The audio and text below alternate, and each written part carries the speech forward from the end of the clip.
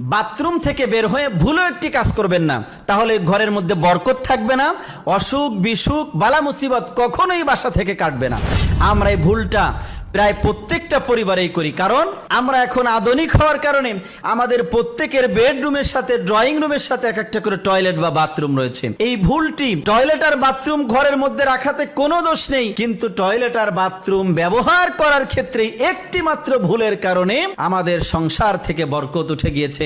আপনাদেরকে বলবো, বাথরুমের ব্যবহার করার ক্ষেত্রে এই ভুলটি আপনি কখনোই করবেন না। যদি করেন তাহলে আপনার পরিবারের মধ্যে বরকত থাকবে না, আর পরিবারের কেউ কখনো সুস্থ জীবন যাপন করতে পারবে না। সেই ভুলটি হচ্ছে, আমরা বাথরুমে যখন যাই, বাথরুম থেকে বের হওয়ার পরে করি, তা হচ্ছে বাথরুমের দরজাটা ওপেন করে রাখি। বাথরুমের দরজা কখনো বাথরুম শেষে ওপেন করে রাখবেন না, বাথরুমের দরজাটা লক করে দিবেন। মেডিকেল সায়েন্স বলছে বাথরুমের মধ্যে প্রচুর পরিমাণে ব্যাকটেরিয়া